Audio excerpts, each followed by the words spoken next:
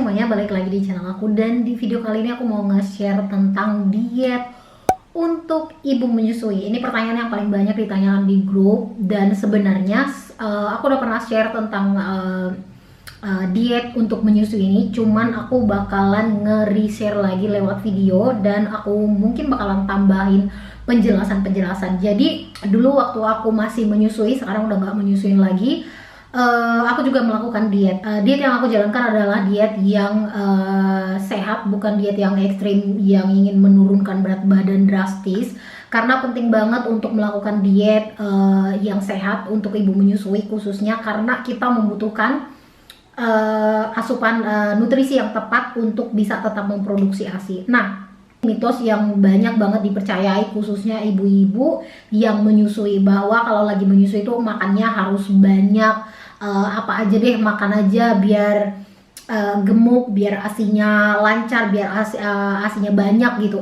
Bener, kita butuh asupan makanan yang cukup, yang bernutrisi, bukan berarti banyak dan berlebihan. Banyak bisa dalam arti banyak dengan nutrisi yang tepat, atau banyak tapi nutrisinya kurang. Contoh, kita makannya tuh ada gorengan, makan hajar, ada donat hajar, ada es krim hajar. Sama kita pilih sayuran, daging, ikan, atau buah-buahan. Nah, itu pasti beda. Jadi yang pertama banget, kita tahu makanan apa aja yang seharusnya lebih kita pilih dibandingkan dengan makanan-makanan yang lainnya. Jadi diet dalam saat menyusui bukan berarti yang ekstrim harus tahan kelaparan, terus perut sampai keroncongan, melakukan diet yang ekstrim supaya turun BB-nya cepat. Itu tidak disarankan untuk dilakukan khususnya saat menyusui, karena kita butuh energi. Apalagi ibu-ibu yang baru gitu ya, udah yang kondisi fisik juga belum fit, terus ditambah kita yang overweight, terus ngerasa gila badan gue gemuk banget gitu, terus kita tambah lagi beban dengan melakukan diet ekstrim, belum lagi nanti bermasalah ke tubuh kita, belum lagi nanti sistem atau metabolisme kita terganggu, dan banyak alasan-alasan lainnya yang justru membuat kita bukannya sehat tapi malah sakit atau ngedrop atau down. So, tips yang pertama untuk ibu yang menyusui, dietnya itu yang pertama adalah perbanyak mengkonsumsi sayuran, buah-buahan, dan protein. Protein ini bisa kita dapatkan dari daging, ikan, dan misalnya tahu, tempe, telur. Ini kaya dengan protein. Dan pastikan bahwa makanan yang kita konsumsi itu diproses seminimalis mungkin, seminimal mungkin.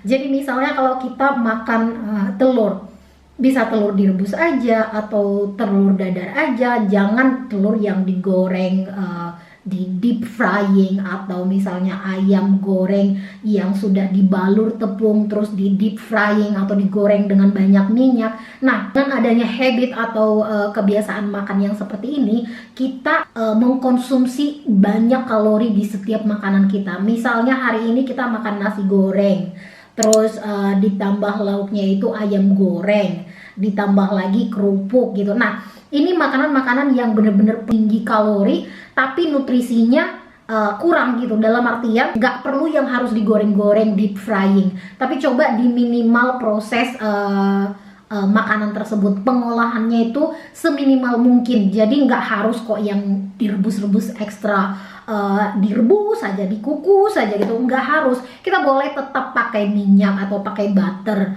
mentega, tapi usahakan dibatasin gitu, sesedikit mungkin. Jadi misalnya cuman yang tadinya ayamnya di deep frying atau digoreng, terus dibalur pakai tepung, coba itu ayamnya bisa dengan ditumis aja. Ayamnya itu cuman bisa dipanggang terus dikasih minyak sedikit aja. Itu kalau ayam dipanggang dikasih bumbu yang enak, terus cuman dipanggang atau ditumis kasih minyak sedikit aja, itu enak kok, nggak merubah rasanya jadi nggak enak gitu. Jadi kebiasaan-kebiasaan ini yang harus kita rubah. Dan yang berikutnya, perbanyak konsumsi buah dan sayuran, karena di sayuran, di buah-buahan dan sayur-sayuran ini banyak mengandung nutrisi yang sangat baik buat tubuh kita, juga penuh dengan serat. Nah, dengan adanya kandungan yang sangat baik di sayur-sayuran dan buah-buahan ini, sistem metabolisme kita juga lebih lancar, terus yang pastinya baik untuk produksi ASI kita, karena sayuran, buah-buahan sangat baik untuk tubuh kita. Jadi perbanyak mengkonsumsi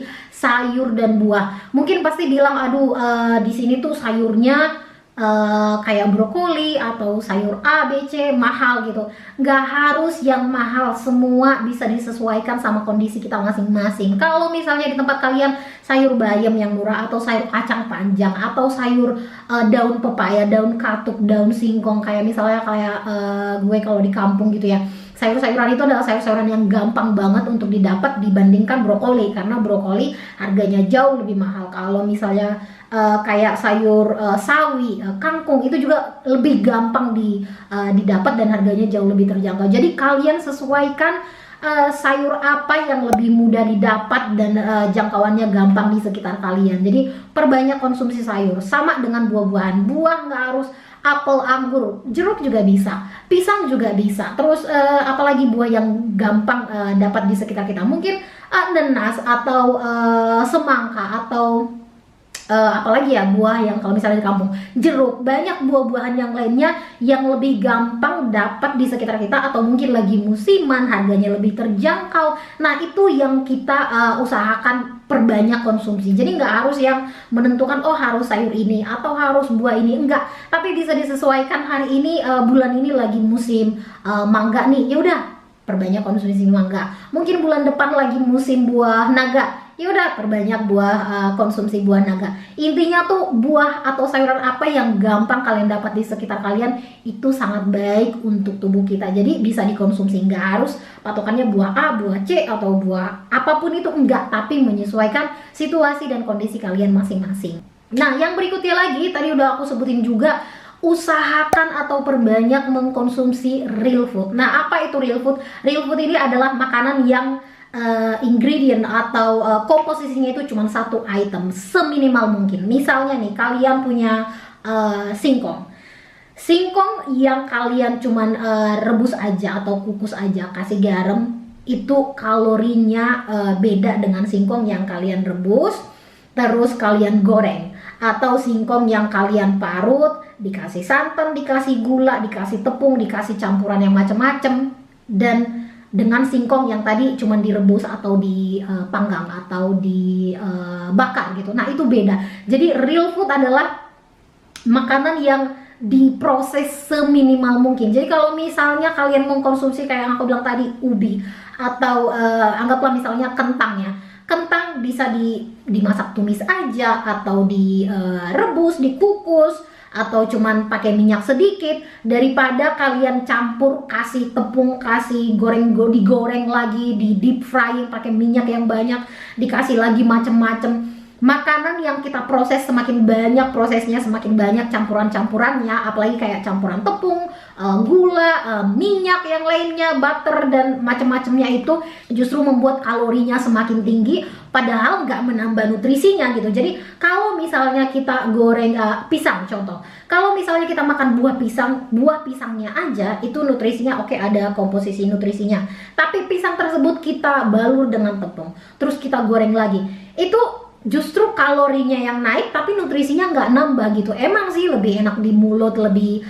crunchy gitu kalau digoreng terus ada tepungnya, apalagi dikasih gula sedikit di tepungnya itu untuk ngegorengnya, itu pasti lebih ada manisnya, lebih enak lah, lebih enak aja untuk dinikmatin gitu. Tapi kayak yang aku bilang tadi, nutrisinya nggak nambah tapi kalorinya nambah. Kenapa kita berusaha untuk menghindari kalori-kalori yang sangat tinggi ini? Karena kalori yang kita konsumsi berlebihan ini, apalagi dari hari ke hari dan bulan ke bulan gitu, justru itu menumpuk dan semakin banyak di tubuh kita, yang ada ya udah overweight, bener-bener yang gemuk banget. Makanya jangan heran orang yang menyusui alasannya oh harus makan banyak nih supaya ASInya lancar gitu. Setelah setahun 2 tahun menyusui, badan udah yang luar biasa overweight, gemuk banget ya, karena setiap hari makannya ya semaunya, tanpa kontrol, tanpa membenahi diri dengan pengetahuan yang oh ini makannya opsi ini lebih baik apa opsi ini ya gitu. Jadi kayak yang aku bilang tadi, usahakan mengkonsumsi real food. Jadi hindarin yang makanan processed food, bisa kayak roti, pasta, noodle, itu semua makanan yang sudah diproses. Kalau misalnya kita lihat pasta kan pasta atau noodle sama lah ya, mie gitu. Jadi tepung, udah olahan tepung, terus dikasih gula, dikasih macem-macem yang lainnya lagi supaya mie-nya lebih kenyal, supaya pastanya lebih tahan lama. Pokoknya ada chemical atau produk-produk yang lainnya yang ditambahkan ke produk ini yang justru kayak yang aku bilang tadi, kalori semakin tinggi, kandungan chemicalnya banyak, tapi nutrisinya bukannya nambah gitu. Jadi usahakan meminimal konsumsi dari makanan-makanan yang diproses atau processing food. Usahakan mengkonsumsi real food. Nasi, telur, kacang-kacangan, roti dihindarin, noodle dihindarin. Bukan berarti nggak boleh, kalau sesekali boleh, tapi kalau setiap hari kalian konsumsinya makanan yang diproses, coba bayangkan berapa banyak kalori yang kalian tumpuk setiap hari. Sementara yang kalian butuhkan itu oke, menyusuin, kita butuh sekitar, aku nggak tahu pastinya berapa banyak konsumsi ASI yang kita kasih sama baby kita, anggaplah misalnya sekitar 800 kalori per harinya. Sementara yang kita konsumsi itu misalnya itu 3000 atau lebih dari 3000. Kita rata-rata membutuhkan kalori itu 2000 per harinya untuk wanita. Jadi kita konsumsi 3000, anggaplah kebutuhan baby kita 500 sampai 800 kalori. Terus ada sisa kan setiap hari, dan itu tadi sisanya masih kecil, masih 300, 200, 300. Kebayang nggak kalau ternyata kelebihan kalori kita konsumsinya itu bisa 500 kalori. Jadi kalau setiap hari, seminggu, sebulan, sampai setahun, kira-kira berapa banyak kalori yang kita stok di tubuh kita. Jadi wajar tubuh kita bisa jadi overweight atau gemuk yang luar biasa. Makanya usahakan untuk mengkonsumsi real food sebanyak mungkin, dan usahakan mengkonsumsi processing food sedikit mungkin. Nah, yang berikutnya kalian perlu tahu juga, kalau misalnya kalian udah super atau ekstra gemuk, artinya tubuh kalian punya kalori, punya ekstra energi atau bahan untuk memproduksi ASI. Jadi kalau misalnya kalian udah BB-nya tuh udah over, ini ya aku ulang lagi, artinya kalian punya banyak stok energi, banyak stok kalori untuk memproduksi ASI. Jadi jangan takut kalau nanti kalau aku diet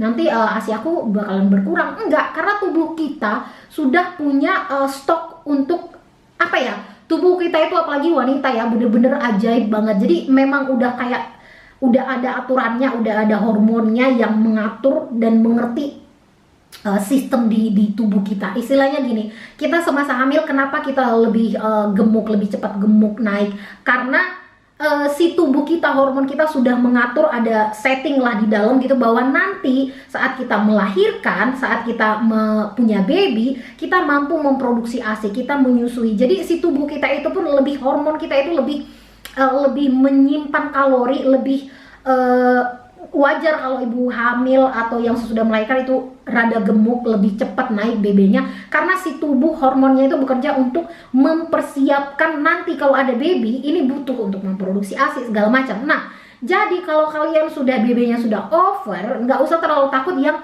nanti aku nggak bisa memproduksi ASI, jadi harus dibanyakin lagi kalorinya. Itu salah banget, karena tubuh kita udah ada stoknya gitu loh. Jadi kalau kalian udah overweight, terus kalian tambahin lagi kalori masuknya itu yang berlebihan, itu yang buat kita, apalagi khususnya ibu menyusui, naiknya tuh benar-benar yang gede banget. Jadi misalnya nih, kebutuhan kalori kalian 2000 per harinya. Nah, kalau kalian udah gemuk, kalian tetap pengen bisa kasih ASI untuk baby, mau produksi ASI. Nah, jangan dibanyakin lagi over konsumsi kalori setiap harinya, karena tubuh kalian udah gemuk gitu. Jadi konsumsi kalorinya juga dibatasin. Nah, kalau misalnya dibilang, kalau misalnya nanti aku konsumsi kalori dibatasin, aku jadi kelaparan dong.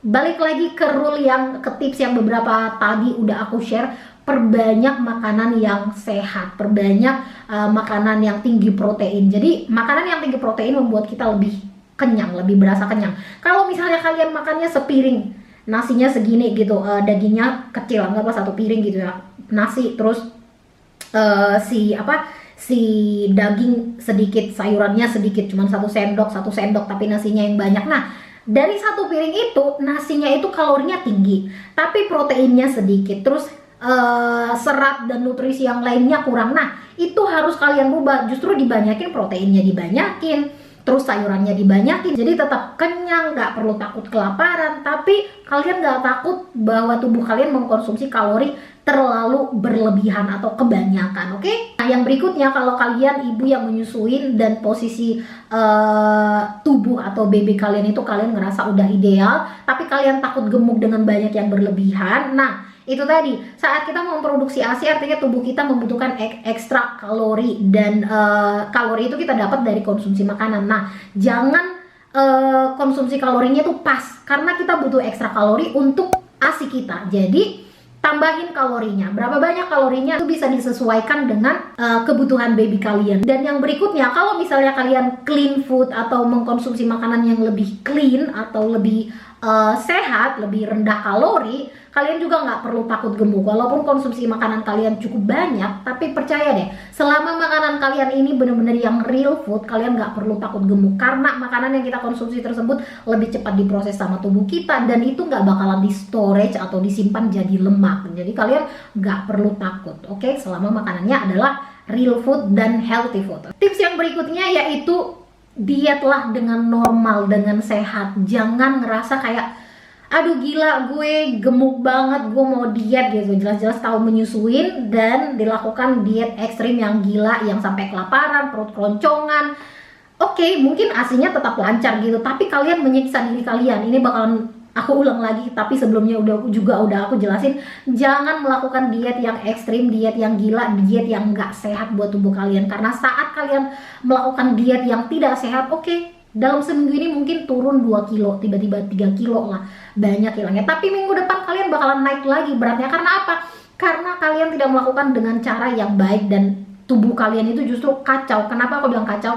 Saat kita tiba-tiba puasa kan, tubuh kita ngerasa, hah, kok aku nggak dapat makanan apa-apa ya gitu. Terus itu sistemnya itu metabolismenya berubah. Nah, begitu kalian udah nggak diet, balik lagi nih, kalian konsumsi makanan normal gitu ya, seperti kebiasaan kalian sebelumnya, itu tubuh kalian bereaksi lagi, hah, kok dapat makanan. Nah, kacau lagi, dan malah disimpan lagi tuh kalori yang berlebihan, yang justru malah numpuk lemak, BB-nya naik lagi. Jadi jangan pernah melakukan diet yang gak sehat, karena kalau kalian melakukan diet yang sehat itu bakalan stabil. Kalau misalnya turunnya mungkin gak banyak, tapi itu bakalan tetap stay, nggak tiba-tiba yang sebulan ini turun 5 kilo, tiba-tiba bulan depan naik lagi 5 kilo.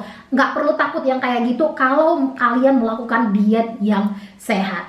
Nah, tips yang terakhir, banyak bergerak. Kalau misalnya kalian makannya juga banyak, terus lebih aktif, ya pasti makanan kalian itu pun bisa terkompensasi dengan gerakan atau aktivitas kalian yang lebih aktif. Artinya kalian membakar kalori lebih lagi. Jangan malas. Kalau misalnya warung di sebelah cuman 500 meter, ya udah pergi aja, nggak perlu pakai gosen atau pickup atau pakai motor jalan ke sana, nggak apa-apa, boleh jalan kaki. Jemput cuman supermarket di sebelah, ya udah jalan kaki. Misalnya kalian jemput anak ke sekolah cuman yang jarak 500 meter, nggak apa-apa, jalan kaki aja gitu. Jadi usahakan untuk tetap aktif. Yang misalnya di rumah, apalah aktivitas di rumah, bersih-bersih apa gitu loh. Pokoknya yang mengusahakan kita untuk tetap gerak, karena tanpa kita sadari gerakan-gerakan yang seperti ini justru membakar kalori. Terlihat simple gitu, tapi justru aktivitas ini juga membakar kalori. Bayangkan sehari misalnya kita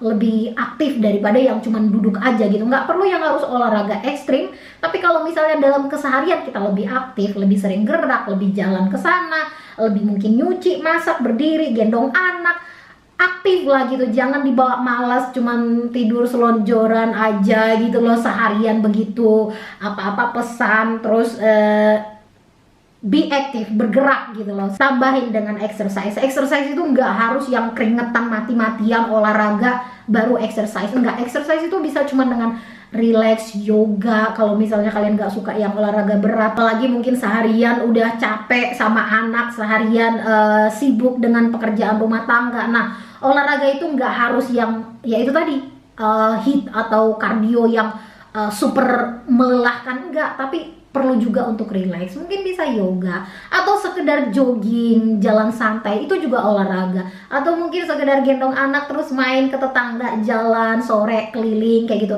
itu juga bagian dari exercise atau olahraga. Jadi itu tadi kombinasikan antara aktif dan tambahin olahraga yang mungkin bisa kalian kombinasikan atau sempatkan di kesibukan kalian. Itu tipsnya pasti udah sering banget kalian dengar, sayangnya belum banyak dari kita yang melakukannya. So aku harap dengan tips yang udah aku share tadi, kalian bisa melakukan diet yang sehat dan kalian bisa mendapatkan tubuh ideal walaupun menyusuin tanpa takut atau khawatir ASI kalian akan berkurang.